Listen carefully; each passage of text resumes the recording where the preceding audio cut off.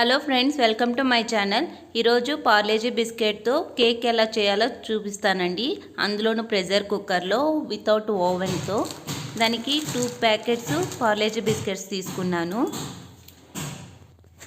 తీసుకొని బిస్కెట్స్ అంతా చిన్న చిన్న పీస్గా చేసుకొనేసి దాన్ని ఫైన్ పౌడర్ మిక్సీలో వేసి చేసేసుకుందాం. చూడండి, ఫైన్ పౌడర్ అయిపోయింది. తర్వాత అదే మిక్సీ జార్లో కొద్దిగా curd, 1 cup curd, 1/2 cup sugar, 1/2 cup నూనె వేసి స్మూతీగా గ్రైండ్ చేసేసుకుందాం.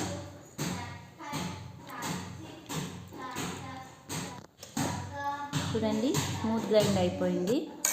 తర్వాత దీన్ని ఒక బౌల్లోకి ట్రాన్స్ఫర్ చేసుకునేసి దీంట్లోని పార్లేజీ బిస్కెట్ పౌడర్ చేసుకున్నాం కదండి, దాన్ని వేసి బాగా స్మూతీగా మిక్స్ చేసేసుకుందాం. ఎంత బాగా మిక్స్ అయితే అంత పఫ్గా వస్తుందండి కేకు.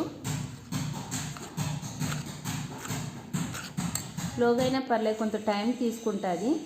ఏదైనా కొద్దిగా గట్టిగా అయితే తర్వాత మిల్క్ యాడ్ చేసుకుందామండి. నేను మళ్ళీ మిల్క్ యాడ్ చేశాను. బాగా మిక్స్ చేసిన తర్వాత అదే మిక్సీ జార్లో వేసి ఇంకా స్మూతీ పేస్ట్గా చేసేసుకున్నాను.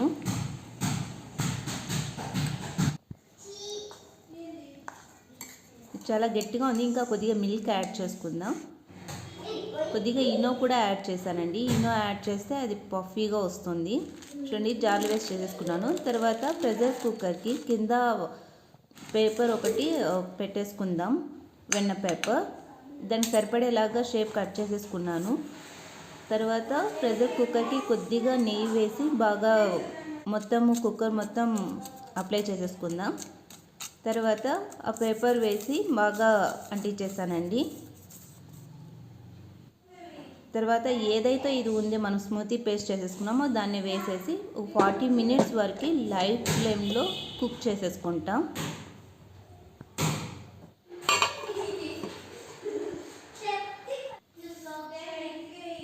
కొద్దిగా షుగర్ సిరప్ తీసుకుంటున్నాను.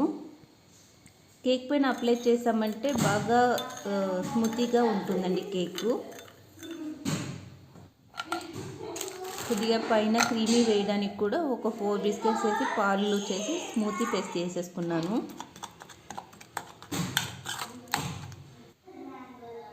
ఇదిగోండి, ఇలా చేసేసుకున్నాను. కేక్ రెడీ అయిపోయిందండి. చాలా బాగుంటుంది టేస్ట్ కూడా. నచ్చితే ఒక లైక్ చేసి కామెంట్ చేయండి. Thank you.